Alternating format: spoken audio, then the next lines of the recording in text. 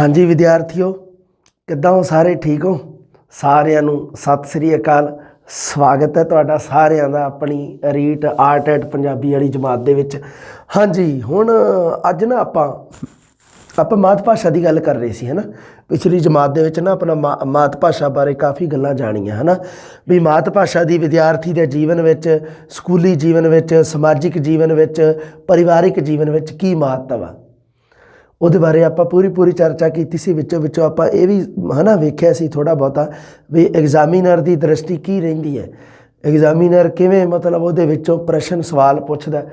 ਅੱਜ ਆਪਾਂ ਗੱਲ ਕਰਾਂਗੇ ਮਾਤ ਭਾਸ਼ਾ ਸਿੱਖਿਆ ਦੇ ਉਦੇਸ਼ਾਂ ਦੀ। ਮਾਤ ਭਾਸ਼ਾ ਸਿੱਖਿਆ ਦੇ ਉਦੇਸ਼ਾਂ ਦੀ ਗੱਲ ਕਰਾਂਗੇ ਆਪਾਂ। ਏਮਸ, ਉਦੇਸ਼, ਨਿਸ਼ਾਨੇ, ਟੀਚੇ। ਮਾਤ ਭਾਸ਼ਾ ਸਿੱਖਿਆ ਦੇ ਟੀਚੇ, ਟੀਚਾ ਵੀ ਕਹਿੰਦੇ ਆ, ਹੈ ਨਾ, ਉਦੇਸ਼ ਹੈ। देखो जी, कोई भी काम आ ਉਹਦਾ ਉਦੇਸ਼ ਜ਼ਰੂਰ ਹੁੰਦਾ। ਕੋਈ ਵੀ ਕੰਮ ਉਦੇਸ਼ ਤੋਂ ਬਿਨਾਂ ਨਹੀਂ ਹੁੰਦਾ, ਹੈ ਨਾ।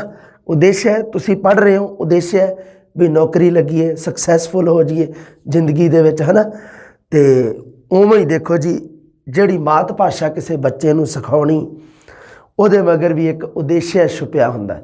ਉਹਦੇ ਬਾਰੇ ਆਪਾਂ ਅੱਜ ਗੱਲ ਕਰਾਂਗੇ ਬੇਟਾ ਜੀ। ਅਤੇ ਨਾਲ ਦੇਖਾਂਗੇ ਆਪਾਂ ਵੀ ਪ੍ਰਸ਼ਨ ਕਿਵੇਂ ਦੇ ਬਣਦੇ ਆ ਵਿੱਚੋਂ।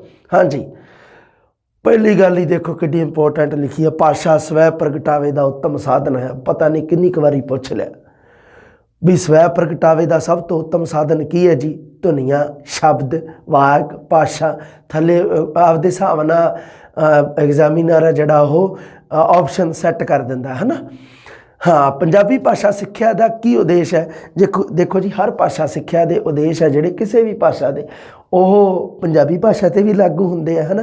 ਕਿਉਂਕਿ ਪੰਜਾਬੀ ਭਾਸ਼ਾ ਨੂੰ ਐਜ਼ ਏ ਮਾਤ ਭਾਸ਼ਾ ਅਤੇ ਐਜ਼ ਏ ਸਕੂਲੀ ਭਾਸ਼ਾ ਦੋਨੋਂ ਤੌਰ 'ਤੇ ਆਪਾਂ ਉਹਨੂੰ ਪੜ੍ਹਾਉਂਦੇ ਹਾਂ। ਹੁਣ ਦੇਖੋ ਜੀ, ਹਾਂਜੀ, ਇਹ ਬੱਚਾ ਮੌਖਿਕ ਅਤੇ ਲਿਖਤ ਦੋਨਾਂ ਰੂਪਾਂ ਵਿੱਚ ਵਿਚਾਰ ਵਟਾਂਦਰਾ ਕਰ ਸਕੇ। ਜਦੋਂ ਦੇਖੋ ਜੀ, ਮਾਤ ਭਾਸ਼ਾ ਜਦੋਂ ਕਿਸੇ ਬੱਚੇ ਨੇ ਸਿੱਖ ਲਈ, ਮਾਤ ਭਾਸ਼ਾ ਦੇ ਵਿੱਚ ਕੀ ਹੈ ਵੀ ਬੱਚਾ ਸਿਰਫ ਮੌਖਿਕ रूप ਵਿੱਚ ਹੀ ਵਿਚਾਰ ਵਟਾਂਦਰਾ ਕਰਦਾ ਹੈ ਮਾਤ ਭਾਸ਼ਾ ਦੇ ਵਿੱਚ। ਪਰ ਜਦੋਂ ਉਸੇ ਭਾਸ਼ਾ ਨੂੰ ਸਕੂਲੀ ਭਾਸ਼ਾ ਦੇ ਤੌਰ 'ਤੇ ਬੱਚਾ ਸਿੱਖੂਗਾ ਤਾਂ ਉਦੋਂ ਮੌਖਿਕ ਦਾ ਵਿਕਾਸ ਹੋਊਗਾ ਹੀ, ਅਤੇ ਲਿਖਿਤ ਰੂਪ ਦੇ ਵਿੱਚ ਵੀ ਉਹ ਵਿਚਾਰ ਵਟਾਂਦਰਾ ਕਰੂਗਾ। ਲਿਖਿਤ ਰੂਪ ਦੇ ਵਿੱਚ ਵੀ ਤਾਂ ਸੰਪ੍ਰੇਖਣ ਕਰੂਗਾ ਨਾ ਜਦੋਂ ਸਕੂਲ ਦੇ ਵਿੱਚ ਜਾਊਗਾ, ਕਿਉਂਕਿ ਸਕੂਲ ਦੇ ਵਿੱਚ ਭਾਸ਼ਾ ਦੇ ਦੋਨੋਂ ਰੂਪਾਂ ਦਾ ਵਿਕਾਸ ਹੁੰਦਾ, ਮੌਖਿਕ ਲਿਖਿਤ ਦੋਨਾਂ ਦਾ। ਹੁਣ ਜਿਵੇਂ ਮੰਨ ਲਓ ਵੀ ਘਰੇ ਹੈ ਵਿਦਿਆਰਥੀ ਨੂੰ ਸਾਰੀ ਉਮਰ ਤੁਸੀਂ ਸਕੂਲ ਨਾ ਭੇਜੋ, ਹੈ ਨਾ, ਜਾਂ ਕੋਈ ਲਿਖਤ ਵਾਲਾ ਕੋਈ ਸਾਧਨ ਨਾ ਹੋਵੇ ਉਹਦੇ ਕੋਲ ਜਿਹਦੇ ਨਾਲ ਉਹ ਤਾਂ ਲਿਖ ਨਹੀਂ ਸਕੂਗਾ। ਹਾਂ, ਮੌਖਿਕ ਰੂਪ ਰਹਿ ਜੂਗਾ। ਬੋਲਣ ਅਤੇ ਸੁਣਨ ਵਾਲਾ ਜਿਹੜਾ ਹੈਗਾ ਉਹਦਾ ਵਿਕਾਸ ਹੋ ਜੂਗਾ, ਉਹਦੇ ਬੋਲਣ ਦਾ ਅਤੇ ਸੁਣਨ ਦਾ। ਪਰ ਜਿਹੜਾ ਮੌਖਿਕ ਅਤੇ ਲਿਖਿਤ ਆ ਉਹਦਾ ਵਿਕਾਸ ਨਹੀਂ ਹੋਊਗਾ।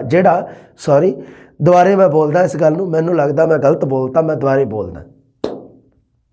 ਬੱਚਾ ਮੰਨ ਲਓ ਲਿਖਣਾ ਨਹੀਂ ਸਿੱਖ ਰਿਹਾ, ਬੱਚਾ ਸਿਰਫ ਮਤਲਬ ਮੌਖਿਕ ਰੂਪ ਦੇ ਵਿੱਚ ਭਾਸ਼ਾ ਸਿੱਖਿਆ। ਮੌਖਿਕ ਦਾ ਮਤਲਬ ਹੈ ਸੁਣਨਾ ਅਤੇ ਬੋਲਣਾ, ਮੌਖਿਕ ਦਾ ਮਤਲਬ ਇਹ ਹੈ, ਅਤੇ ਲਿਖਿਤ ਦਾ ਮਤਲਬ ਹੈ ਪੜ੍ਹਨਾ ਅਤੇ ਲਿਖਣਾ। ਉਸ ਬੱਚੇ ਨੂੰ ਜਿਹੜਾ ਸਕੂਲ ਦੇ ਵਿੱਚ ਨਹੀਂ ਗਿਆ, ਲਿਖਣਾ ਨਹੀਂ ਸਿੱਖਿਆ, ਉਹਨੂੰ ਬੋਲਣਾ ਅਤੇ ਸੁਣਨਾ ਦੋ ਚੀਜ਼ਾਂ ਤਾਂ ਉਹਦੀਆਂ ਪੂਰੀ ਉਹ ਵਿਕਾਸ ਹੋਊਗਾ, ਪਰ ਪੜ੍ਹਨਾ ਅਤੇ ਲਿਖਣਾ ਇਹਨਾਂ ਦੋਨਾਂ ਦਾ ਵਿਕਾਸ ਨਹੀਂ ਹੋਊਗਾ। ਭਾਸ਼ਾ ਦੇ ਜਿਹੜੇ ਚਾਰ ਹਨ ਉਹਨਾਂ ਦੇ ਵਿੱਚੋਂ ਚਾਰਾਂ ਦੇ ਵਿੱਚੋਂ ਦੋ ਦਾ ਵਿਕਾਸ ਹੋਊਗਾ, ਦੋ ਦਾ ਨਹੀਂ ਹੋਊਗਾ। ਪਰ ਜਦੋਂ ਇੱਕ ਵਿਦਿਆਰਥੀ ਨੂੰ ਪੰਜਾਬੀ ਭਾਸ਼ਾ ਦੀ ਸਿੱਖਿਆ ਦਿੱਤੀ ਜਾਂਦੀ ਹੈ, ਐਜੂਕੇਸ਼ਨ ਜਦੋਂ ਦਿੱਤੀ ਜਾਂਦੀ ਹੈ, ਉਦੋਂ ਕੀ ਹੁੰਦਾ, ਬੱਚੇ ਦੇ ਮੌਖਿਕ ਅਤੇ ਲਿਖਿਤ ਦੋਨਾਂ ਰੂਪਾਂ ਵਿੱਚ ਬੱਚਾ ਵਿਚਾਰ ਵਟਾਂਦਰਾ, ਸੰਪ੍ਰੇਖਣ, ਆਦਾਨ ਪ੍ਰਦਾਨ, ਕਮਿਊਨੀਕੇਸ਼ਨ ਕਰਨ ਦੇ ਲਾਇਕ ਹੋ ਜਾਂਦਾ ਹੈ। ਗੱਲ ਰੱਖਿਓ ਧਿਆਨ। ਸਿੱਖਿਆ ਇੱਕ ਉਦੇਸ਼ਪੂਰਨ ਪ੍ਰਕਿਰਿਆ ਹੈ। ਸਾਈਕੋਲੋਜੀ ਦੇ ਵਿੱਚ ਤੁਸੀਂ ਪੜ੍ਹਦੇ ਹੋ, ਹੈ ਨਾ, ਜਦੋਂ ਤੁਸੀਂ ਸਿੱਖਿਆ ਦਾ ਪੜ੍ਹਦੇ ਆ ਉਹਦੇ ਵਿੱਚ ਲਿਖਿਆ ਹੁੰਦਾ ਵੀ ਸਿੱਖਿਆ ਇੱਕ ਉਦੇਸ਼ਪੂਰਨ ਪ੍ਰਕਿਰਿਆ ਹੈ। ਉਵੇਂ ਹੀ ਲਿਖਿਆ ਜੀ ਉਦੇਸ਼ਪੂਰਨ ਹੈ। ਕਿਸੇ ਕਾਰਜ ਨੂੰ ਪੂਰਾ ਕਰਨ ਲਈ ਉਦੇਸ਼ ਨਿਰਧਾਰਿਤ ਕਰਦੇ ਬਹੁਤ ਜ਼ਰੂਰੀ ਹੈ। ਕਾਰਜ, ਕਈ ਵਾਰੀ ਜਵਾਕ ਪੁੱਛਦੇ ਸਰ ਕਾਰਜ ਸ਼ਬਦ ਕੀ ਹੈ? ਕਾਰਜ ਮਤਲਬ ਕਾਰਜ, ਹਿੰਦੀ ਵਾਲਾ ਸ਼ਬਦ ਹੈ ਜਿਹੜਾ ਸਾਡਾ, ਉਹਨੂੰ ਪੰਜਾਬੀ ਦੇ ਵਿੱਚ ਕਾਰਜ ਲਿਖਿਆ ਜਾਂਦਾ ਹੈ। ਹਿੰਦੀ ਵਾਲਾ ਸ਼ਬਦ ਹੈ ਕਾਰਜ, ਜਿਹਨੂੰ ਆਪਾਂ ਕਹਿ ਦਿੰਦੇ ਆ, ਉਹਨੂੰ ਪੰਜਾਬੀ ਦੇ ਵਿੱਚ ਕਾਰਜ ਲਿਖਿਆ ਜਾਂਦਾ। ਰੱਖਿਓ ਧਿਆਨ ਥੋੜ੍ਹਾ ਜਿਹਾ ਬੇਟਾ, ਹੈ ਨਾ। ਵਾਰੀ ਕਈ ਵਾਰੀ ਗੱਲ ਦਿਮਾਗ ਦੇ ਵਿੱਚ ਨਹੀਂ ਯਾਦ ਰਹਿੰਦੀ, ਹੈ ਨਾ। ਆਪਾਂ ਕਿਹੜਾ ਕੋਈ ਵੀ ਆਪਣੇ ਕਿਹੜਾ ਕੋਈ ਅੰਦਰ ਕੰਪਿਊਟਰ ਥੋੜ੍ਹਾ ਵੀ ਕੁਛ ਵੀ ਚੀਜ਼ ਪਾਈ ਮੈਮਰੀ 'ਚ ਅਤੇ ਬਸ ਯਾਦ, ਹੈ ਨਾ। ਵਾਰੀ ਚੀਜ਼ ਫੈਕਟ ਜਦੋਂ ਵਾਰੀ ਆਪਾਂ ਧਿਆਨ 'ਚ ਆਉਂਦੇ ਆ ਫਿਰ ਯਾਦ ਰਹਿੰਦੇ ਆ। ਕਾਰਟਰ ਵੀ ਗੁੱਡ ਨੇ ਇੱਕ ਗੁੱਡ ਜੀ ਪਰਿਭਾਸ਼ਾ ਦਿੱਤੀ ਹੈ। ਕੀ ਕਹਿੰਦਾ? ਉਦੇਸ਼ ਪੂਰਵ ਨਿਰਧਾਰਿਤ ਨਿਸ਼ਾਨਾ ਹੁੰਦਾ ਹੈ। ਉਦੇਸ਼ ਕਹਿੰਦਾ ਜੀ, ਉਦੇਸ਼ ਹੈ ਕੀ ਚੀਜ਼ ਆ, ਪਹਿਲਾਂ ਪਤਾ ਤਾਂ ਲੱਗੇ ਨਾ ਆਪਾਂ ਨੂੰ। ਕਹਿੰਦਾ ਜੀ ਉਦੇਸ਼ ਹੈ ਜਿਹੜਾ, ਉਹ ਇੱਕ ਪੂਰਵ ਨਿਰਧਾਰਿਤ ਨਿਸ਼ਾਨਾ ਹੈ ਜੋ ਕਿਸੇ ਕੰਮ ਜਾਂ ਕਿਰਿਆ ਦਾ ਮਾਰਗਦਰਸ਼ਨ ਕਰਦਾ ਹੈ। ਇੰਨੀ ਪਰਿਭਾਸ਼ਾ ਰੱਖਿਓ ਯਾਦ। ਕਿਹਨੇ ਕਹੀ ਹੈ? ਕਾਰਟਰ ਵੀ ਗੁੱਡ ਨੇ ਜੋ ਭਾਸ਼ਾ ਦੇ ਸਿੱਖਿਆ ਦੇ ਉਦੇਸ਼ਾਂ ਦੀ ਪਰਿਭਾਸ਼ਾ ਦਿੱਤੀ ਹੈ। ਉਹ ਕਿਹੜੀ ਹੈ? ਯਾਦ ਰੱਖ ਲਿਓ। ਹੁਣ ਗੱਲ ਕਰਦੇ ਆਪਾਂ ਪੰਜਾਬੀ ਮਾਤ ਭਾਸ਼ਾ ਸਿੱਖਿਆ ਦੇ ਉਦੇਸ਼ ਕੀ ਹੈ। ਜਦੋਂ ਆਪਾਂ ਪੰਜਾਬੀ ਭਾਸ਼ਾ ਨੂੰ ਐਜ਼ ਏ ਮਦਰ ਟੰਗ ਸਕੂਲੀ ਭਾਸ਼ਾ ਦੇ ਵਿੱਚ ਪੜ੍ਹਾਉਂਦੇ ਆ ਤਾਂ ਉਦੋਂ ਉਹਦੇ ਉਦੇਸ਼ ਕੀ ਹੁੰਦੇ ਆ। ਦੇਖੋ ਬੇਟਾ ਜੀ, ਹਾਂ, ਪੰਜਾਬੀ ਸਿੱਖਿਆ ਦੇ ਸਧਾਰਨ ਜਾਂ ਵਿਆਪਕ ਉਦੇਸ਼ ਹੁੰਦੇ ਆ ਅਤੇ ਇੱਕ ਪੰਜਾਬੀ ਸਿੱਖਿਆ ਦੇ ਮੂਲ ਉਦੇਸ਼ ਵੀ ਹੁੰਦੇ ਆ। ਇੱਕ ਸਿੱਖਿਆ ਦੇ ਵੱਖ-ਵੱਖ ਪੱਧਰ, ਵੱਖ-ਵੱਖ ਲੈਵਲ, ਜਿਵੇਂ ਪ੍ਰਾਇਮਰੀ ਲੈਵਲ, ਜਿਵੇਂ ਮਿਡਲ ਲੈਵਲ, ਜਿਵੇਂ ਉੱਚ ਸ਼੍ਰੇਣੀਆਂ, ਵੱਖ-ਵੱਖ ਪੱਧਰ, ਸ਼੍ਰੇਣੀਆਂ, ਲੈਵਲ ਉੱਤੇ ਪੰਜਾਬੀ ਸਿੱਖਿਆ ਦੇ ਉਦੇਸ਼। 3 ਪ੍ਰਕਾਰ ਨਾਲ ਆਪਾਂ ਪੰਜਾਬੀ ਭਾਸ਼ਾ ਸਿੱਖਿਆ ਦੇ ਉਦੇਸ਼ਾਂ ਦੀ ਆਪਾਂ ਗੱਲ ਕਰਨੀ ਹੈ ਅੱਜ। ਪਹਿਲਾਂ ਸਭ ਤੋਂ ਦੇਖ ਲਓ ਜੀ, ਪੰਜਾਬੀ ਭਾਸ਼ਾ ਸਿੱਖਿਆ ਦੇ ਸਧਾਰਨ ਜਾਂ ਵਿਆਪਕ ਉਦੇਸ਼ ਕਿਹੜੇ ਆ। ਹਾਂਜੀ, ਪੰਜਾਬੀ ਭਾਸ਼ਾ ਸਿੱਖਿਆ ਦੇ ਜਿਹੜੇ ਸਧਾਰਨ ਉਦੇਸ਼ ਆ ਉਹ ਪੰਜਾਬੀ ਦੇ ਮਾਤ ਭਾਸ਼ਾ ਰੂਪ ਨੂੰ ਧਿਆਨ ਵਿੱਚ ਰੱਖ ਕੇ ਨਿਰਧਾਰਿਤ ਕੀਤੇ ਗਏ ਆ। ਪੰਜਾਬੀ ਦੇ ਮਾਤ ਭਾਸ਼ਾ ਰੂਪ ਨੂੰ, ਕਿਉਂਕਿ ਪੰਜਾਬੀ ਆਪਾਂ ਸਾਹਿਤਿਆ ਦੇ ਵਿੱਚ ਵੀ ਪੜ੍ਹਦੇ ਹਾਂ, ਪੰਜਾਬੀ ਸਕੂਲ ਦੇ ਵਿੱਚ ਐਜ਼ ਏ 3rd ਲੈਂਗੁਏਜ ਪੜ੍ਹਦੇ ਹਾਂ, ਹੈ ਨਾ। ਅਤੇ ਪੰਜਾਬੀ ਮਾਤ ਭਾਸ਼ਾ ਵੀ ਹੈ। ਇਸ ਕਰਕੇ ਜਿਹੜੇ ਇਹਦੇ ਹੁਣ ਪ੍ਰਸ਼ਨ ਮੰਨ ਲਓ ਪੁੱਛ ਲਵੇ, ਹੈ ਨਾ, ਵੀ ਪੰਜਾਬੀ ਭਾਸ਼ਾ ਦੇ ਸਧਾਰਨ ਜਾਂ ਵਿਆਪਕ ਉਦੇਸ਼ਾਂ ਦਾ ਇਸ ਦੇ ਕਿਹੜੇ ਰੂਪ ਨਾਲ ਸੰਬੰਧ ਹੈ। ਕੀ ਇਹਦੇ ਸਕੂਲੀ ਰੂਪ ਨਾਲ, ਕੀ ਇਹਦੇ ਮਾਤ ਭਾਸ਼ਾ ਰੂਪ ਨਾਲ, ਕੀ ਇਹਦੇ ਸਾਹਿਤਕ ਰੂਪ ਨਾਲ। ਪ੍ਰਸ਼ਨ ਬਣਦਾ ਨਾ ਔਖਾ ਜਿਹਾ, ਤਾਂ ਤੁਸੀਂ ਕਿਉਂ ਜੀ ਇਹਦੇ ਮਾਤ ਭਾਸ਼ਾ ਰੂਪ ਨੂੰ ਧਿਆਨ ਵਿੱਚ ਰੱਖ ਕੇ ਨਿਰਧਾਰਿਤ ਕੀਤੇ ਹੁੰਦੇ ਆ। ਮਤਲਬ ਕੀ ਹੈ ਵੀ ਪੰਜਾਬੀ ਭਾਸ਼ਾ ਦੇ ਸਿੱਖਿਆ ਦੇ ਸਧਾਰਨ ਜਾਂ ਵਿਆਪਕ ਉਦੇਸ਼ ਹੈ ਜਿਹੜੇ, ਉਹਨਾਂ ਦਾ ਸੰਬੰਧ ਪੰਜਾਬੀ ਭਾਸ਼ਾ ਦੇ ਮਾਤ ਭਾਸ਼ਾ ਰੂਪ ਨਾਲ ਹੁੰਦਾ ਹੈ। ਗੱਲ ਸਮਝ ਗਏ? ਹਾਂ, ਦੇਖੋ ਕਿਹੜੇ ਸ਼ੁੱਧ ਬੋਲਣਾ ਅਤੇ ਸ਼ੁੱਧ ਲਿਖਣਾ, ਸ਼ੁੱਧ ਅਤੇ ਸਰਲ ਅਤੇ ਸਪਸ਼ਟ ਭਾਸ਼ਾ ਵਿੱਚ ਆਪਣੇ ਭਾਵਾਂ ਅਤੇ ਵਿਚਾਰਾਂ ਨੂੰ ਪ੍ਰਗਟ ਕਰਨਾ, ਉਚਿਤ ਹਾਵ ਭਾਵ ਅਤੇ ਉਤਾਰ ਚੜ੍ਹਾਅ ਨਾਲ ਵਾਚਨ ਕਲਾ ਵਿੱਚ ਨਿਪੁੰਨ ਬਣਾਉਣਾ। ਇਹ ਸਾਰੇ ਕਿਹੜੇ ਆ? ਇਹ ਸਧਾਰਨ ਅਤੇ ਵਿਆਪਕ ਉਦੇਸ਼ ਆ। ਧਿਆਨ ਰੱਖਿਓ ਇਹਨਾਂ ਨੂੰ ਪੂਰਾ। ਦੂਸਰਿਆਂ ਦੇ ਮੌਖਿਕ ਅਤੇ ਲਿਖਤੀ ਵਿਚਾਰਾਂ ਨੂੰ ਸਮਝਣ ਦੀ ਸਮਰੱਥਾ ਦਾ ਵਿਕਾਸ ਕਰਨਾ। ਠੀਕ ਹੈ ਜੀ। ਭਾਸ਼ਾ ਯੋਗਤਾ ਅਤੇ ਸ਼ਬਦ ਭੰਡਾਰ ਵਿੱਚ ਵਾਧਾ ਕਰਨਾ, ਸਵੈ ਅਧਿਐਨ ਪ੍ਰਤੀ ਰੁਚੀ ਉਤਪੰਨ ਕਰਨਾ, ਅੱਗੇ ਸੋਝ ਸਵਾਦ ਦੀ ਰੁਚੀ ਪੈਦਾ ਕਰਨਾ, ਹੈ ਨਾ। ਕਿਉਂਕਿ ਦੇਖੋ ਜਦੋਂ ਪੰਜਾਬੀ ਹੈ ਜਿਹੜੀ ਉਹ ਇੱਕ ਲਿਟਰੇਚਰ ਵੀ ਹੈ, ਸਾਹਿਤਿਆ ਲੈਂਗੁਏਜ ਵੀ ਹੈ ਨਾ। ਇਹਦੇ ਵਿੱਚ ਸੋਹਜ ਮਤਲਬ ਭਾਵਾਂ ਦਾ ਜਿਹੜਾ ਆਨੰਦ ਹੈ, ਭਾਵਾਤਮਕ ਆਨੰਦ ਹੈ ਜਿਹੜਾ, ਉਹ ਵੀ ਸਾਨੂੰ ਆਉਣਾ ਚਾਹੀਦਾ ਹੈ। ਸਾਡੇ ਅੰਦਰ ਦੀ ਮਨ ਦੀ ਸੁੰਦਰਤਾ ਦੇ ਨਾਲ ਸੰਬੰਧਿਤ ਸੋਹਜ ਸ਼ਬਦ ਦਾ ਮਤਲਬ ਹੁੰਦਾ ਸੁੰਦਰਤਾ, ਪਰ ਕਿਹੜੀ? ਸਾਡੇ ਮਨ ਦੀ, ਸਾਡੀ ਅੰਦਰੂਨੀ ਸੁੰਦਰਤਾ ਦੇ ਨਾਲ ਸੰਬੰਧਿਤ। ਕਿਉਂਕਿ ਮਾਤ ਭਾਸ਼ਾ ਦੇ ਨਾਲ ਬੰਦਾ ਆਪਣੇ ਦਿਲੋਂ ਭਾਵਾਂ ਤੋਂ ਜੁੜਿਆ ਹੁੰਦਾ। ਇਸ ਕਰਕੇ ਸੋਝ ਸਵਾਦ ਵੀ ਉਹਦੇ ਵਿੱਚ ਵੀ ਰੁਚੀ ਹੈ ਨਾ, ਸੋਝ ਸਵਾਦ ਦੀ ਰੁਚੀ ਪੈਦਾ ਕਰਨਾ, ਰਚਨਾਤਮਕ ਅਤੇ ਆਲੋਚਨਾਤਮਕ ਰੁਚੀਆਂ ਪੈਦਾ ਕਰਨੀਆਂ। ਵੀ ਮਾਤ ਭਾਸ਼ਾ ਸਿੱਖਿਆ ਦਾ ਸਧਾਰਨ ਉਦੇਸ਼ ਕੀ ਹੈ? ਵੀ ਬੱਚਿਆਂ ਦੇ ਵਿੱਚ ਰਚਨਾਤਮਕ ਮਤਲਬ ਬੱਚੇ ਕੋਈ ਨਵੀਂ ਚੀਜ਼ ਦਾ ਨਿਰਮਾਣ ਕਰਨ ਦੇ ਸਮਰੱਥ ਬਣਨ। ਰਚਨਾਤਮਕ ਆਪਣੇ ਮਾਈਂਡ ਦੇ ਨਾਲ, ਆਪਣੀ ਬੁੱਧੀ, ਆਪਣੀ ਸਮਰੱਥਾ ਦੇ ਅਨੁਸਾਰ ਨਵੀਂ ਚੀਜ਼ ਦਾ ਕਿਹੜੀ ਦਾ ਨਿਰਮਾਣ ਕਰ ਸਕਦੇ ਆ, ਉਹਨੂੰ ਕਿਹਾ ਜਾਂਦਾ ਰਚਨਾਤਮਕ ਸ਼ਕਤੀ। ਆਲੋਚਨਾਤਮਕ ਰੁਚੀਆਂ, ਕੋਈ ਮੰਨ ਲਓ ਵਿਸ਼ਾ, ਕੋਈ ਪਾਠ ਵਸਤੂ ਪੜ੍ਹਾਇਆ ਜਾ ਰਿਹਾ, ਬੱਚੇ ਦੇ ਸਾਹਮਣੇ ਕੋਈ ਚੀਜ਼ ਪੇਸ਼ ਕੀਤੀ ਜਾ ਰਹੀ ਹੈ, ਉਹਦੀਆਂ ਕਮੀਆਂ ਅਤੇ ਖੂਬੀਆਂ ਬੱਚਾ ਆਪ ਉਹਦਾ ਨਿਰਣਾ ਕਰ ਸਕੇ, ਉਹਨੂੰ ਕਿਹਾ ਜਾਂਦਾ ਆਲੋਚਨਾਤਮਕ ਰੁਚੀਆਂ। ਸੰਪੂਰਨ ਸ਼ਖਸੀਅਤ ਦਾ ਵਿਕਾਸ ਕਰਨਾ, ਬੱਚੇ ਦੀ ਪੂਰੀ ਪਰਸਨੈਲਿਟੀ, ਸੰਪੂਰਨ ਸ਼ਖਸੀਅਤ ਦੇ ਵਿੱਚ ਬੁੱਧੀ ਅਤੇ ਭਾਵ ਦੋਨੋਂ ਆ ਜਾਂਦੇ ਆ।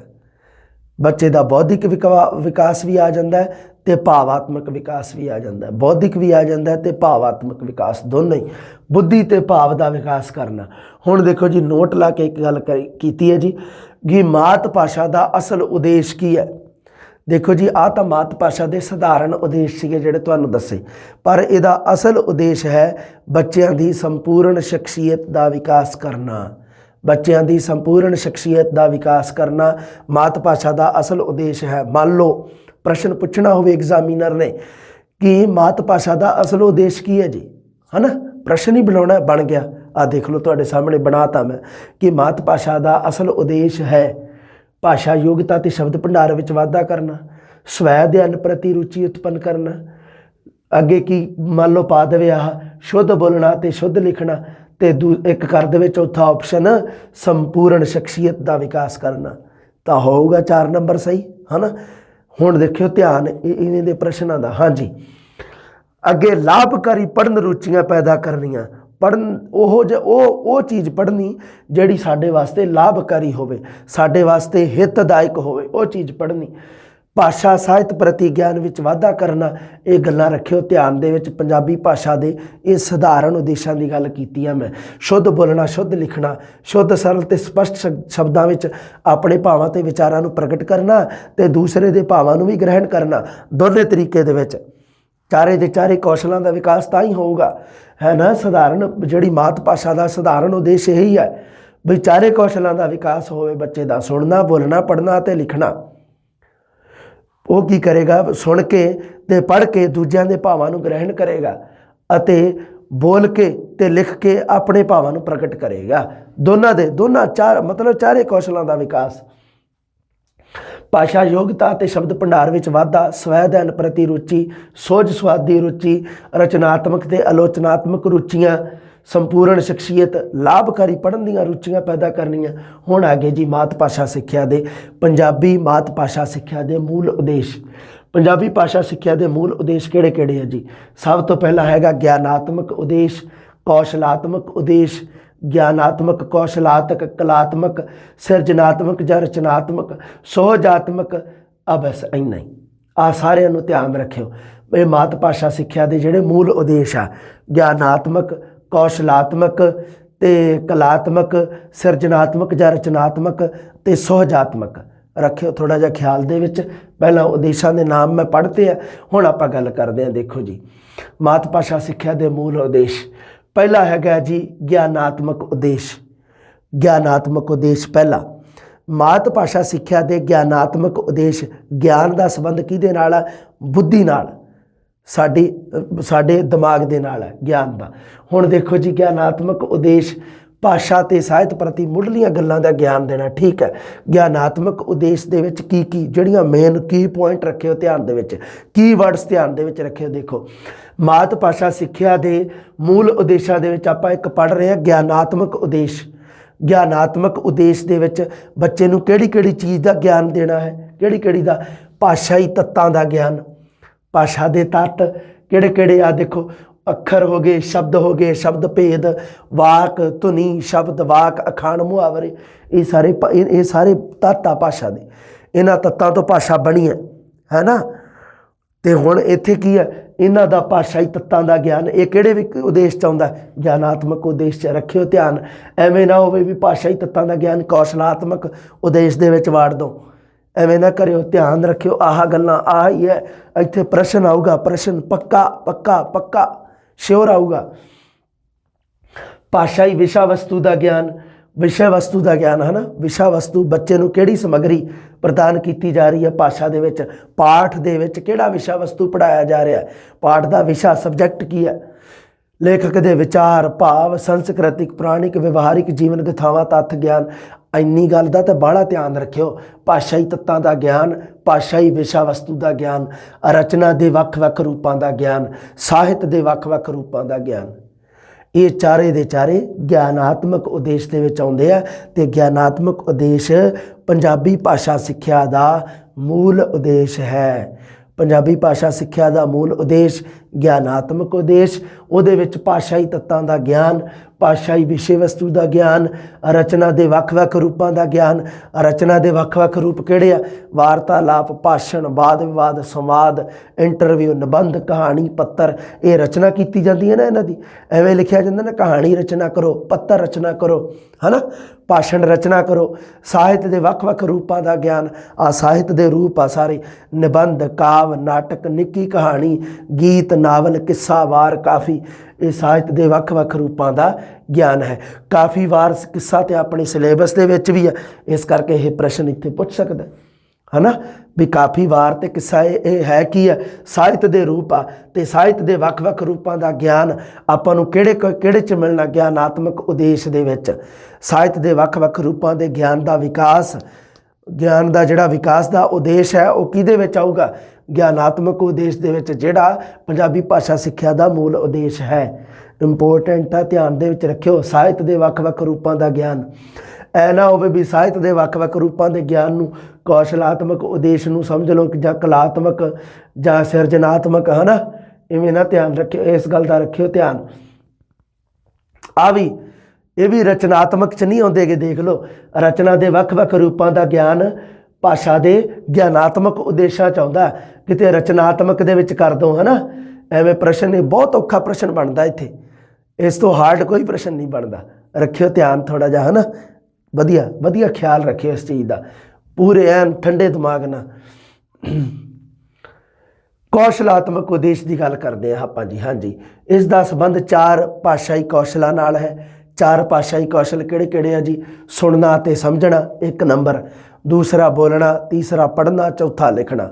ਸੁਣ ਕੇ ਮੌਖਿਕ ਅਤੇ ਪੜ੍ਹ ਕੇ ਲਿਖਿਤ ਅਰਥ ਜਾਂ ਭਾਵ ਗ੍ਰਹਿਣ ਕਰਨ ਦੀ ਸਮਰੱਥਾ ਦਾ ਵਿਕਾਸ ਕਰਨਾ, ਅਤੇ ਦੂਸਰਾ ਬੋਲ ਕੇ ਮੌਖਿਕ ਅਤੇ ਲਿਖ ਕੇ ਲਿਖਿਤ ਵਿਚਾਰਾਂ ਦਾ ਜਾਂ ਭਾਵਾਂ ਦਾ ਸਵੈ ਪ੍ਰਗਟਾ ਕਰਨ ਦੀ ਸਮਰੱਥਾ ਦਾ ਵਿਕਾਸ ਕਰਨਾ।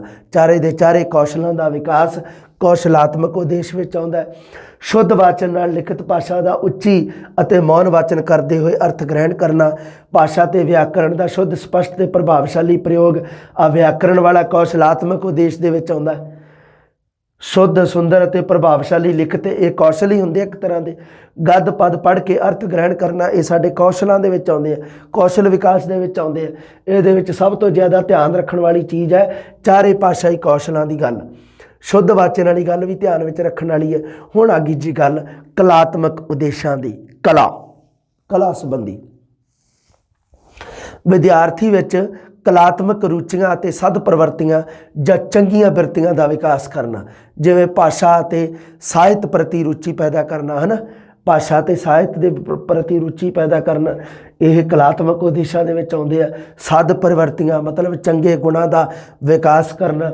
ਅੱਗੇ ਦੇਖੋ, ਸਦ ਪ੍ਰਵਰਤੀਆਂ ਵੇਖ ਲਓ ਕਿਹਨੂੰ ਕਹਿੰਦੇ ਆ, ਮੈਂ ਲਿਖ ਹੀ ਦਿੱਤਾ ਸੀ। ਸਦ ਪ੍ਰਵਰਤੀਆਂ ਹੁੰਦੀਆਂ ਦੇਸ਼ ਪਿਆਰ, ਸ਼ਰਧਾ, ਯਕੀਨ, ਸੰਵੇਦਨਸ਼ੀਲਤਾ, ਸਮਾਜਿਕ ਮੁੱਲ, ਇਹਨਾਂ ਦਾ ਵਿਕਾਸ। ਇਹ ਸਾਰੇ ਨੈਤਿਕ ਗੁਣਾਂ ਦੇ ਵਿੱਚ, ਨੈਤਿਕ ਗੁਣ ਹੋ ਗਏ ਸਾਡੇ ਅੰਦਰ ਦੀਆਂ ਖੂਬੀਆਂ ਹੋ ਗਈਆਂ ਜਿਹੜੀਆਂ, ਉਹਨੂੰ ਸਦ ਪ੍ਰਵਰਤੀਆਂ 'ਚ ਲਿਖਿਆ ਜਾਂਦਾ। ਇਹ ਕਲਾਤਮਕ ਉਦੇਸ਼ਾਂ ਦੀ ਸ਼੍ਰੇਣੀ 'ਚ ਆਉਂਦੀਆਂ।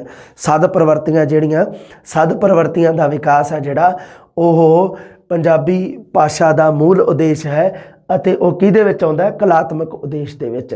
ਹੁਣ ਆ ਗਈ ਜੀ ਸਿਰਜਨਾਤਮਕ ਜਾਂ ਰਚਨਾਤਮਕ ਉਦੇਸ਼।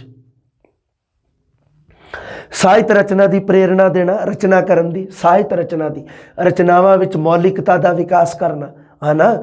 ਵੀ ਕੋਈ ਰਚਨਾ ਕਰ ਰਿਹਾ ਹੈ ਤੇ ਉਹਦੇ ਵਿੱਚ ਮੌਲਿਕਤਾ ਮਤਲਬ ਆਪਣੇ ਖੁਦ ਦੇ ਵਿਚਾਰ ਵਿੱਚ ਪੇਸ਼ ਕਰਨੇ, ਜੋ ਕਿਸੇ ਦੇ ਚੁਰਾਏ ਨਾ ਹੋਣ, ਉਹਨੂੰ ਕਿਹਾ ਜਾਂਦਾ ਮੌਲਿਕ ਦਾ ਵਿਕਾਸ। ਜਿਵੇਂ ਕਹਾਣੀਆਂ ਲਿਖਣ ਅਤੇ ਸੁਣਾਉਣ ਦੀ ਯੋਗਤਾ।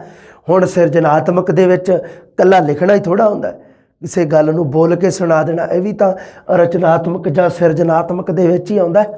ਮੌਲਿਕ ਭਾਵਨਾਵਾਂ, ਵਿਚਾਰਾਂ ਨੂੰ ਬੋਲਚਾਲ ਅਤੇ ਲਿਖਤੀ ਰਾਹੀਂ ਪ੍ਰਗਟਾਉਣਾ। ਮੌਲਿਕਤਾ ਦੀ ਜਦੋਂ ਵੀ ਗੱਲ ਆਊਗੀ ਉਦੋਂ ਸਿਰਜਨਾਤਮਕਤਾ ਦੀ ਗੱਲ ਆਊਗੀ। ਮੌਲਿਕਤਾ ਕੀ ਵਰਡ ਹੈ? ਸਿਰਜਨਾਤਮਕ ਜਾਂ ਰਚਨਾਤਮਕਤਾ। ਸਾਹਿਤ ਰਚਨਾ ਦੀ ਪ੍ਰੇਰਣਾ, ਘਟਨਾਵਾਂ ਦਾ ਬੋਲਚਾਲ, ਲਿਖਤੀ ਵਰਣਨ, ਇਹ ਸਿਰਜਨਾਤਮਕਤਾ ਦੀ ਸ਼੍ਰੇਣੀ 'ਚ ਆਉਂਦਾ। ਹੁਣ ਆ ਗਏ ਜੀ ਸੁਹਜਾਤਮਕ ਉਦੇਸ਼। ਸੁਹਜ ਦਾ ਸ਼ਾਬਦਿਕ ਅਰਥ ਹੁੰਦਾ ਹੈ ਸੁੰਦਰਤਾ। ਸੁੰਦਰਤਾ ਪ੍ਰਤੀ ਪਿਆਰ ਪੈਦਾ ਕਰਨਾ। ਸੁੰਦਰਤਾ ਪ੍ਰਤੀ ਦਾ ਇਹਦਾ ਮਤਲਬ ਇਹ ਨਹੀਂਗਾ ਵੀ ਸਰੀਰਕ ਸੁੰਦਰਤਾ ਪ੍ਰਤੀ, ਨਹੀਂ।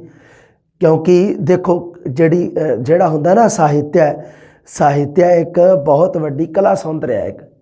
ਇਹ ਬਹੁਤ ਸੁੰਦਰਤਾ ਇਹਦੇ ਵਿੱਚ, ਪਰ ਇਹਦੇ ਵਿੱਚ ਸੁੰਦਰਤਾ ਹੈਗੀ ਆ ਆਤਮਿਕ, ਭਾਵਾਤਮਿਕ ਸੁੰਦਰਤਾ, ਅੰਦਰੂਨੀ ਸੁੰਦਰਤਾ ਜਿਹਨੂੰ ਕਹਿ ਦਿੰਦੇ। ਸਾਹਿਤ ਵੀ ਆਪਣੇ ਆਪ ਦੇ ਵਿੱਚ ਇੱਕ ਕਲਾਵਾਂ ਦੀ ਸ਼੍ਰੇਣੀ 'ਚ ਆਉਂਦੀ ਹੈ, ਲਲਿਤ ਕਲਾ ਦੀ ਸ਼੍ਰੇਣੀ 'ਚ ਆਉਂਦੀ ਹੈ ਨਾ।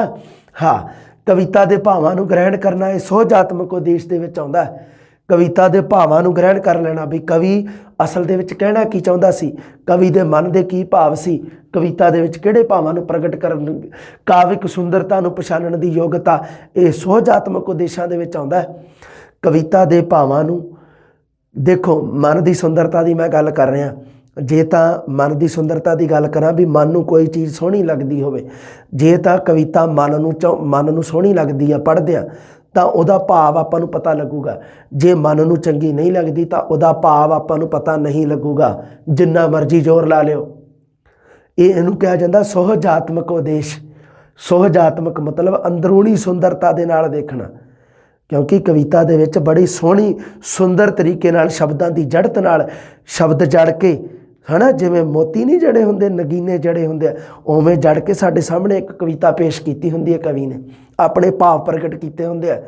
ਕਵਿਤਾ ਦੇ ਆਪਾਂ ਪੜ੍ਹਦੇ ਹਾਂ ਸ਼ਾਬਦਿਕ ਅਰਥ, ਪਰ ਕਵਿਤਾ ਦੇ ਅਰਥ ਭਾਵਾਤਮਕ ਹੁੰਦੇ ਆ ਅਸਲ ਦੇ ਵਿੱਚ। ਸੁਹਜਾਤਮਕ ਕਾਵਾਤਮਕ ਪ੍ਰਵਰਤੀਆਂ ਦਾ ਜਨਮ ਅਤੇ ਵਿਕਾਸ ਕਰਨਾ ਅਤੇ ਕਾਵ ਪ੍ਰਤੀ ਰੁਚੀ ਪੈਦਾ ਕਰਨਾ। ਜਦੋਂ ਗੱਲ ਆਊਗੀ ਕਵਿਤਾ ਦੀ, ਉਦੋਂ ਸੁਹਜਾਤਮਕ ਉਦੇਸ਼ ਦੀ ਗੱਲ ਆਊਗੀ, ਰੱਖਿਓ ਧਿਆਨ।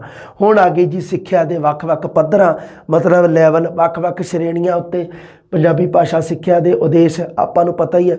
ਇੱਕ ਸਾਡੀ ਹੁੰਦੀ ਹੈ ਪ੍ਰਾਇਮਰੀ ਜਾਂ ਆਰੰਭਿਕ ਸ਼੍ਰੇਣੀਆਂ, ਜਿਹਨੂੰ ਪਹਿਲੀ ਤੋਂ ਪੰਜਵੀਂ ਜਾਂ ਪਹਿਲੀ ਤੋਂ 8ਵੀਂ ਕਹਿ ਦਿੰਦੇ ਹਾਂ। ਇੱਕ ਆਪਾਂ ਦੂਸਰੀ ਹੁੰਦੀ ਹੈ ਆਪਣੀ ਆਪਾਂ ਜਿਹੜੀ 10ਵੀਂ ਤੱਕ ਕਹਿ ਦਿੰਦੇ ਹਾਂ ਮਿਡਲ, ਅਤੇ ਉਸ ਤੋਂ ਬਾਅਦ ਆ ਗਈ ਜੀ 12ਵੀਂ ਤੱਕ, ਉਹਨੂੰ ਆਪਾਂ ਕਹਿ ਦਿੰਦੇ ਹਾਂ, ਆਪਾਂ ਉਹਨੂੰ ਕਹਿ ਦਿੰਦੇ ਉੱਚ ਸ਼੍ਰੇਣੀ, ਹਾਇਰ।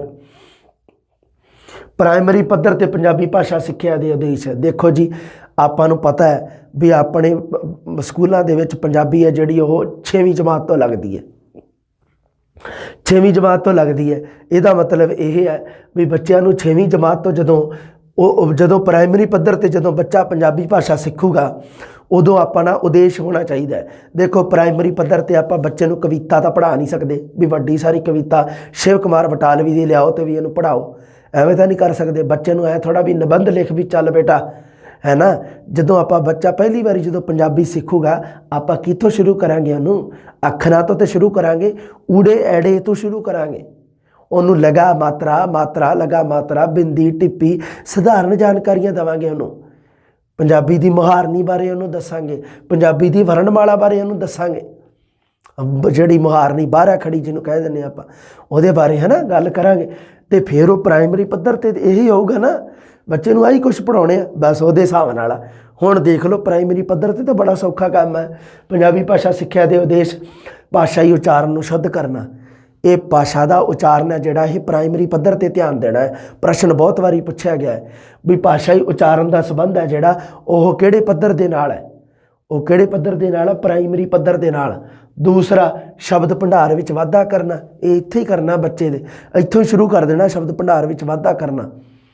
ਵਾਚਨ ਨੂੰ ਸ਼ੁੱਧ ਅਤੇ ਪ੍ਰਭਾਵਸ਼ਾਲੀ ਬਣਾਉਣਾ ਅਤੇ ਵਾਚਨ ਦੀ ਗਤੀ ਦਾ ਵਿਕਾਸ ਕਰਨਾ। ਵਾਚਨ ਮਤਲਬ ਪੜ੍ਹਨਾ ਬੱਚੇ ਨੇ ਸ਼ੁੱਧ ਹੈ, ਪ੍ਰਭਾਵਸ਼ਾਲੀ ਤਰੀਕੇ ਨਾਲ ਪੜ੍ਹਨਾ। ਇਹ ਗੱਲਾਂ ਬੱਚਾ ਪ੍ਰਾਇਮਰੀ ਸਕੂਲ ਦੇ ਵਿੱਚ, ਪ੍ਰਾਇਮਰੀ ਸ਼੍ਰੇਣੀ ਦੇ ਵਿੱਚ ਸਿੱਖੂਗਾ, ਪ੍ਰਾਇਮਰੀ ਜਮਾਤ ਦੇ ਵਿੱਚ।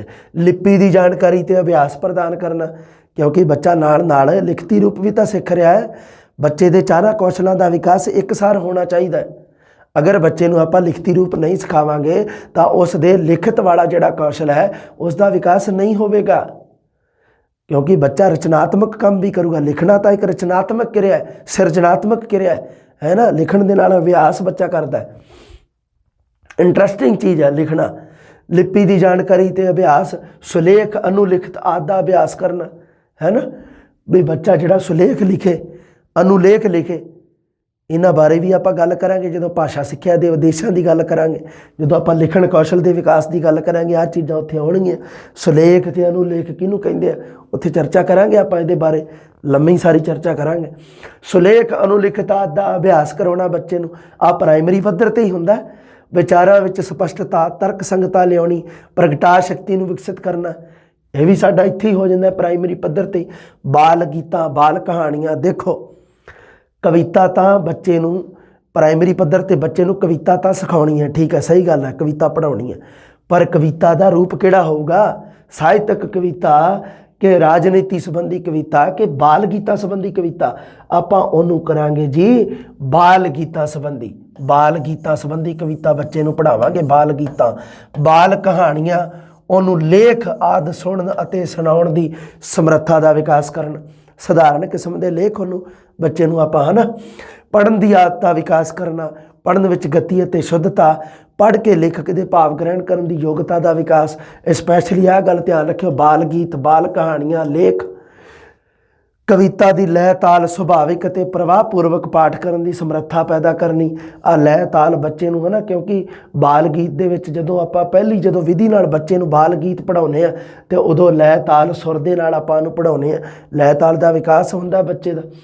ਪ੍ਰਸੰਗ ਅਨੁਸਾਰ ਅਰਥ ਗਿਆਤ ਕਰਨ ਦੀ ਸਮਰੱਥਾ ਕਰਨੀ। ਠੀਕ ਹੈ ਜੀ।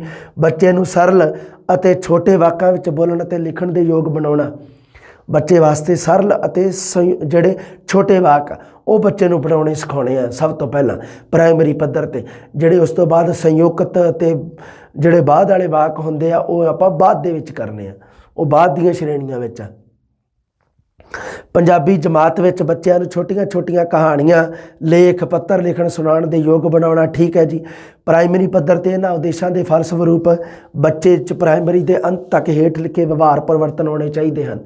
ਕਿਉਂਕਿ ਦੇਖੋ ਜੀ ਉਦੇਸ਼ ਤਾਂ ਹੀ ਕਾਮਯਾਬ ਹੁੰਦੇ ਆ ਜੇ ਵਿਵਹਾਰ ਦੇ ਵਿੱਚ ਪਰਿਵਰਤਨ ਹੁੰਦੇ ਆ। ਕਿਉਂਕਿ ਸਿੱਖਿਆ ਜਿਹੜੀ ਹੈਗੀ ਉਹਦਾ ਉਦੇਸ਼ ਹੀ ਇਹ ਆ, ਵਿਵਹਾਰ ਦੇ ਵਿੱਚ ਪਰਿਵਰਤਨ ਲਿਆਉਣਾ। ਵਿਵਹਾਰ ਦੇ ਵਿੱਚ ਅਗਰ ਪਰਿਵਰਤਨ ਨਹੀਂ ਹੈ ਤਾਂ ਉਹ ਸਮਝੋ ਵੀ ਸਿੱਖਿਆ ਦੇ ਵਿੱਚ ਕੋਈ ਤਰੱਕੀ ਨਹੀਂ ਹੋਈ ਹੈ, ਕੋਈ ਡਿਵੈਲਪ ਨਹੀਂ ਹੋਈ ਹੈ। ਇਸ ਕਰਕੇ ਵਿਵਹਾਰ ਪਰਿਵਰਤਨ ਹੀ ਤਾਂ ਦੱਸਦਾ ਹੈ। ਮੁਲਾਂਕਣ ਕਿਹਦਾ ਹੁੰਦਾ? ਵਿਵਹਾਰ ਪਰਿਵਰਤਨ ਦਾ ਹੀ ਤਾਂ ਹੁੰਦਾ ਹੈ ਨਾ। ਵੀ ਬੱਚਾ ਕਿੱਥੋਂ ਜਾ ਕੇ ਕਿੱਥੇ ਚੜ੍ਹ ਗਿਆ, ਕਿਹੜੀ ਉਹਨੇ ਮੰਨ ਲਓ ਵੀ ਸੋਚਣ ਵਾਲੀ ਗੱਲ ਹੈ ਕਿ ਬੱਚੇ ਦਾ ਲੈਵਲ ਬਹੁਤ ਹੀ ਛੋਟਾ ਸੀ ਹੈ ਨਾ, ਬੱਚੇ ਦਾ ਲੈਵਲ ਇੱਥੇ ਸੀ, ਬੱਚਾ ਹੌਲੀ ਹੌਲੀ ਚੜ੍ਹਾਈ ਕਰਦਾ ਗਿਆ। ਇਹਨੇ ਵਿਵਹਾਰ ਦਾ ਹੀ ਤਾਂ ਪਰਿਵਰਤਨ ਇਸੇ ਗੱਲ ਦਾ ਹੀ ਤਾਂ ਉਹਨੇ ਕਰਨਾ ਹੈ, ਇਸੇ ਦਾ ਹੀ ਤਾਂ ਆਪਾਂ ਮੁਲਾਂਕਣ ਕਰਦੇ ਹਾਂ। ਹੋਰ ਕਿਹੜੀ ਚੀਜ਼ ਦਾ ਮੁਲਾਂਕਣ ਕਰਦੇ? ਅੱਛਾ ਹੁਣ ਕਰਦੇ ਅੱਗੇ ਗੱਲ। ਹਾਂ ਹੁਣ ਵਿਵਹਾਰ ਪਰਿਵਰਤਨ ਕਿਹੜੇ ਕਿਹੜੇ ਹੋਣੇ ਚਾਹੀਦੇ ਆ ਬੱਚੇ ਦੇ ਵਿੱਚ, ਵੀ ਆਪਾਂ ਨੂੰ ਪਤਾ ਲੱਗੇ ਬਈ ਬੱਚਾ ਵਾਕਈ ਪ੍ਰਾਇਮਰੀ ਪੱਧਰ 'ਤੇ ਪੰਜਾਬੀ ਭਾਸ਼ਾ ਸਿੱਖ ਰਿਹਾ ਹੈ। ਕਿਵੇਂ ਪਤਾ ਲੱਗੂ ਬੇਟਾ? ਆ ਜਾਓ ਫਿਰ। ਦੇਖੋ ਸਭ ਤੋਂ ਪਹਿਲਾਂ ਭਾਸ਼ਾ ਧੁਨੀ ਅਤੇ ਧੁਨੀ ਸਮੂਹਾਂ ਦਾ ਠੀਕ ਉਚਾਰਨ ਕਰ ਰਿਹਾ ਬੱਚਾ।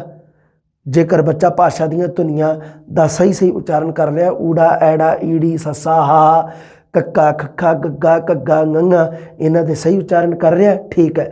ਵਾਕਾਂ ਦਾ ਅਭਿਆਸ ਛੋਟੇ ਛੋਟੇ ਪਹਿਰਿਆਂ ਦੇ ਰੂਪ ਵਿੱਚ ਸੰਗਠਿਤ ਕਰ ਰਿਹਾ, ਛੋਟੇ ਛੋਟੇ ਵਾਕਾਂ ਨੂੰ ਵਧੀਆ ਉਹ ਮਤਲਬ ਲਿਖ ਰਿਹਾ, ਤਾਂ ਸਮਝੋ ਉਹਦੀ ਭਾਸ਼ਾ ਦਾ ਵਿਕਾਸ ਹੋ ਰਿਹਾ। ਉਹਦੇ ਵਿੱਚ ਵਿਵਹਾਰਿਕ ਪਰਿਵਰਤਨ ਕਿਹੜੇ ਕਿਹੜੇ ਆ ਰਹੇ ਆ? ਪ੍ਰਭਾਵਸ਼ਾਲੀ ਉਚਾਰਨ, ਸ਼ਾਂਤੀ ਨਾਲ ਮੌਨ ਵਾਚਨ ਵੀ ਕਰ ਰਿਹਾ ਵਿੱਚ ਬਿਲਕੁਲ। ਸ਼ਬਦ ਜੋੜਾਂ ਦੀ ਸ਼ੁੱਧਤਾ ਅਤੇ ਅਰਥਾਂ ਬਾਰੇ ਜਾਣਕਾਰੀ, ਵਿਸ਼ਰਾਮ ਚਿੰਨ੍ਹਾਂ ਦੀ ਵਰਤੋਂ, ਸੁਲੇਖ ਸਿੱਖਿਆ ਅਤੇ ਪ੍ਰਸੰਗ ਅਨੁਸਾਰ ਅਰਥ ਕਰਨ ਦੀ ਸਮਰੱਥਾ ਆ ਗਈ ਬੱਚੇ ਦੇ ਵਿੱਚ।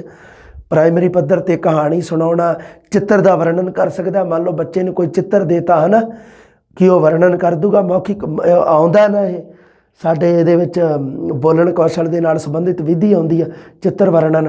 ਛੋਟੇ ਛੋਟੇ ਸੰਵਾਦਾਂ ਵਿੱਚ ਭਾਗ ਲੈਣ ਦੀ ਯੋਗਤਾ, ਛੋਟੀਆਂ ਕਹਾਣੀਆਂ, ਪ੍ਰਾਰਥਨਾ ਪੱਤਰ, ਘਰੇਲੂ ਪੱਤਰ ਲਿਖਣ ਦੀ ਯੋਗਤਾ ਆ ਗਈ ਬੱਚੇ ਦੇ ਵਿੱਚ। ਜੇ ਇਹ ਚੀਜ਼ਾਂ ਆ ਗਈਆਂ, ਜੇ ਇਹ ਚੀਜ਼ਾਂ ਵਿਵਹਾਰ ਪਰਿਵਰਤਨ ਹੋ ਗਿਆ ਬੱਚੇ ਦਾ, ਤੇ ਬੱਚੇ ਦੀ ਭਾਸ਼ਾ ਦਾ ਵਿਕਾਸ ਹੋ ਰਿਹਾ ਹੈ। ਬਸ ਉਸੇ ਵਿਕਾਸ ਨੂੰ ਹੀ ਤਾਂ ਆਪਾਂ ਮੁਲਾਂਕਣ ਦੇ ਰੂਪ ਵਿੱਚ ਮਾਪਦੇ ਹਾਂ। ਮਿਡਲ ਪੱਧਰ 'ਤੇ ਕਿਹੜੇ ਕਿਹੜੇ ਉਦੇਸ਼ ਆ? ਮਿਡਲ ਪੱਧਰ 'ਤੇ ਪ੍ਰਾਇਮਰੀ ਤੋਂ ਬਾਅਦ ਆ ਗਿਆ ਮਿਡਲ ਪੱਧਰ। ਵਿਆਕਰਣ ਨਿਯਮਾਂ ਨਾਲ ਜਾਣ ਪਛਾਣ ਬੱਚੇ ਨੂੰ ਮਿਡਲ ਪੱਧਰ 'ਤੇ ਕਰਾਉਣੀ ਹੈ। ਪ੍ਰਾਇਮਰੀ ਪੱਧਰ 'ਤੇ ਤੁਸੀਂ ਨਹੀਂ ਕਰਵਾਉਣੀ। ਪ੍ਰਾਇਮਰੀ ਪੱਧਰ 'ਤੇ ਦੇਖ ਲਓ ਕਦੇ ਵੀ ਬੱਚੇ ਨੂੰ ਵਿਆਕਰਣ ਨਹੀਂ ਪੜ੍ਹਾਇਆ ਜਾਂਦਾ। ਬੱਚੇ ਨੂੰ ਵਿਆਕਰਣ ਕਦੋਂ ਪੜ੍ਹਾਇਆ ਜਾਂਦਾ? ਮਿਡਲ ਪੱਧਰ 'ਤੇ, ਮਤਲਬ 8ਵੀਂ 9ਵੀਂ ਜਾਂ 10ਵੀਂ 8ਵੀਂ ਸਪੈਸ਼ਲੀ ਕਲਾਸ 8ਵੀਂ 9ਵੀਂ ਤੋਂ।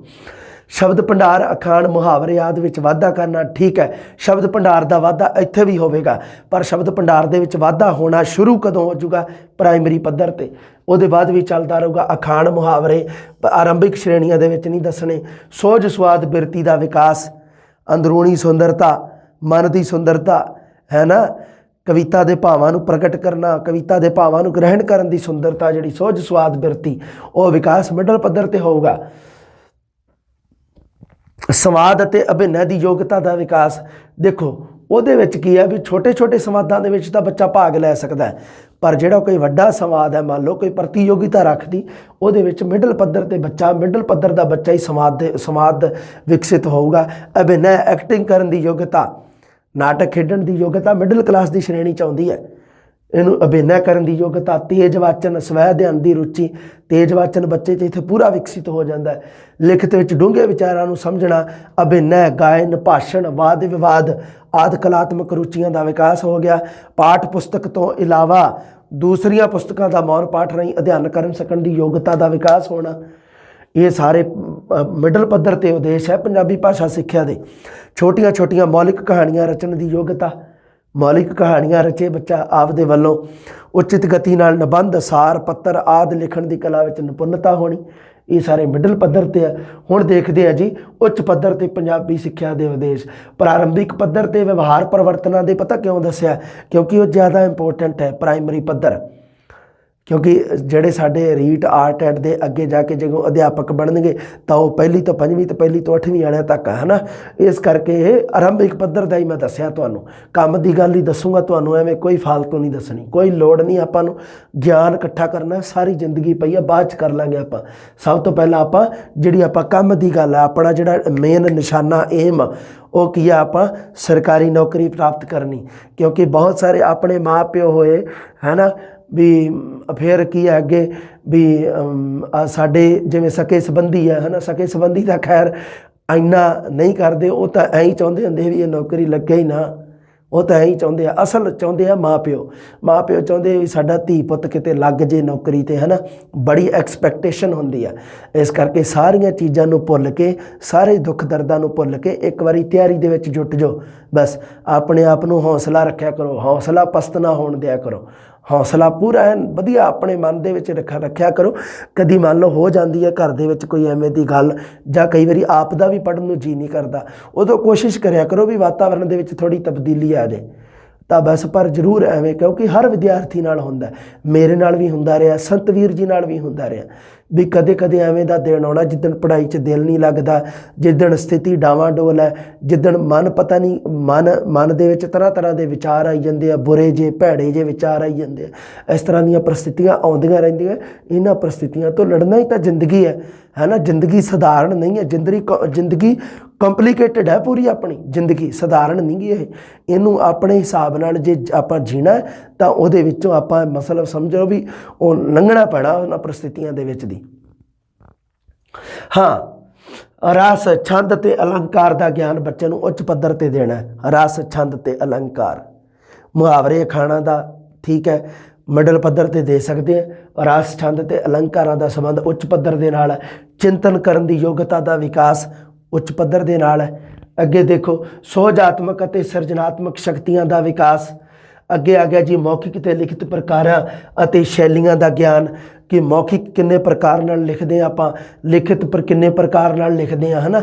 ਇਹ ਸਾਰੀਆਂ ਸ਼ੈਲੀਆਂ, ਮਤਲਬ ਸ਼ੈਲੀ ਹੁੰਦਾ ਢੰਗ ਜਾਂ ਤਰੀਕਾ। ਇਹ ਸਾਰੀਆਂ ਗੱਲਾਂ ਆਪਾਂ ਉੱਚ ਪੱਧਰ 'ਤੇ ਹੁੰਦਾ ਇਹਨਾਂ ਚੀਜ਼ਾਂ ਦਾ ਵਿਕਾਸ। ਮਾਤ ਭਾਸ਼ਾ ਦਾ ਵਿਸ਼ਲੇਸ਼ਣ, ਮਾਤ ਭਾਸ਼ਾ ਨੂੰ ਪ੍ਰਭਾਵਸ਼ਾਲੀ ਅਤੇ ਸ਼ੁੱਧ ਪ੍ਰਯੋਗ ਦੇ ਸਮਰੱਥ ਬਣਾਉਣਾ। ਵਿਸ਼ਲੇਸ਼ਣ ਸ਼ਬਦ ਜਦੋਂ ਵੀ ਆਊਗਾ, ਵਿਸ਼ਲੇਸ਼ਣ ਕਰਨ ਵਾਲਾ ਤਾਂ ਉਹ ਉੱਚ ਪੱਧਰ ਦੀਆਂ ਸ਼੍ਰੇਣੀਆਂ ਨਾਲ ਸੰਬੰਧ ਹੁੰਦਾ ਉਹਦਾ। ਮੌਖਿਕ ਅਤੇ ਲਿਖਤ ਪ੍ਰਗਟਾ ਦੇ ਵੱਖ-ਵੱਖ ਕੌਸ਼ਲਾਂ ਦਾ ਵਿਕਾਸ ਕਰਨਾ। ਪੰਜਾਬੀ ਭਾਸ਼ਾ ਅਤੇ ਸਾਹਿਤ ਦੇ ਇਤਿਹਾਸ ਬਾਰੇ ਸੰਖੇਪ ਜਾਣਕਾਰੀ ਦੇਣੀ। ਜਦੋਂ ਪੰਜਾਬੀ ਭਾਸ਼ਾ ਦੇ ਸਾਹਿਤ ਅਤੇ ਇਤਿਹਾਸ ਦੇ ਬਾਰੇ ਜਾਣਕਾਰੀ ਆਊਗੀ ਤਾਂ ਉਦੋਂ ਐਵੇਂ ਨਹੀਂ ਵੀ ਪ੍ਰਾਇਮਰੀ ਸ਼੍ਰੇਣੀ ਵਾਲੇ ਜਾਂ ਮਿਡਲ ਸ਼੍ਰੇਣੀ ਵਾਲੇ ਬੱਚਿਆਂ ਨੂੰ ਆਪਾਂ ਇਹਦਾ ਵਿਕਾਸ ਕਰਵਾ ਦੇਵਾਂਗੇ, ਨਹੀਂ। ਇਸ ਵਿਕਾਸ ਦਾ ਸੰਬੰਧ ਹੋਊਗਾ ਉੱਚ ਸ਼੍ਰੇਣੀ ਦੇ ਵਿਦਿਆਰਥੀਆਂ ਨਾਲ, ਉੱਚ ਪੱਧਰ, ਉੱਚਤਮ ਸੈਕੰਡਰੀ। ਇਸ ਉੱਪਰ ਪੰਜਾਬੀ ਭਾਸ਼ਾ ਸਿੱਖਿਆ ਦੇ ਉਦੇਸ਼ਾਂ ਦੀ ਆਪਾਂ ਗੱਲ ਕਰ ਚੁੱਕੇ ਹਾਂ। ਹੁਣ ਦੇਖੋ ਜੀ ਅੱਜ ਦੀ ਆਪਣੀ ਕਲਾਸ ਸੀ ਜਿਹੜੀ, ਉਹਦੇ ਵਿੱਚ ਆਪਾਂ ਪੰਜਾਬੀ ਭਾਸ਼ਾ ਸਿੱਖਿਆ ਦੇ ਉਦੇਸ਼ਾਂ ਦੀ ਗੱਲ ਕੀਤੀ ਸੀ। ਸਭ ਤੋਂ ਪਹਿਲਾਂ ਸਧਾਰਨ ਜਾਂ ਵਿਆਪਕ ਉਦੇਸ਼ਾਂ ਦੀ ਗੱਲ ਕੀਤੀ, ਫਿਰ ਆਪਾਂ ਮੂਲ ਉਦੇਸ਼ਾਂ ਦੀ ਗੱਲ ਕੀਤੀ। ਉਸ ਤੋਂ ਬਾਅਦ ਪੰਜਾਬੀ ਭਾਸ਼ਾ ਦੇ ਵੱਖ-ਵੱਖ ਪੱਧਰਾਂ, ਪ੍ਰਾਇਮਰੀ ਪੱਧਰ, ਮਿਡਲ ਪੱਧਰ ਅਤੇ ਉੱਚ ਪੱਧਰ ਸ਼੍ਰੇਣੀਆਂ ਅਤੇ ਉਦੇਸ਼ਾਂ ਦੀ ਗੱਲ ਕੀਤੀ। ਪ੍ਰਾਇਮਰੀ ਪੱਧਰ ਤੇ ਉਦੇਸ਼ਾਂ ਤੋਂ ਬਾਅਦ ਆਪਾਂ ਵਿਵਹਾਰ ਪਰਿਵਰਤਨ ਦੀ ਵੀ ਗੱਲ ਕੀਤੀ ਸੀ। ਅਗਲੀ ਜਮਾਤ ਤੁਹਾਨੂੰ ਪਤਾ ਲੱਗ ਹੀ ਗਿਆ ਹੋਣਾ, ਅਗਲੀ ਜਮਾਤ ਆਪਣੀ ਆਊਗੀ। ਸਾਡੀ ਜਮਾਤ ਦਾ ਨਾਮ ਹੈਗਾ ਅਗਲੀ ਦਾ, ਹਾਂ, ਪੰਜਾਬੀ ਭਾਸ਼ਾ ਅਧਿਆਪਨ ਦੇ ਸਿਧਾਂਤ। ਕਿਸੇ ਵੀ ਭਾਸ਼ਾ ਨੂੰ ਪੜ੍ਹਾਉਣ ਦੇ ਸਿਧਾਂਤ ਹੁੰਦੇ ਆ, ਪੰਜਾਬੀ ਭਾਸ਼ਾ ਅਧਿਆਪਨ ਦੇ ਵੀ ਸਿਧਾਂਤ ਹੈਗੇ ਆ। ਉਹਨਾਂ ਦੇ ਬਾਰੇ ਕਰਦੇ ਆ ਜੀ ਜਲਦੀ ਵਿਚਾਰ ਚਰਚਾ। ਮਿਲਦੇ ਆ ਛੇਤੀ। ਸਤਿ ਸ੍ਰੀ ਅਕਾਲ।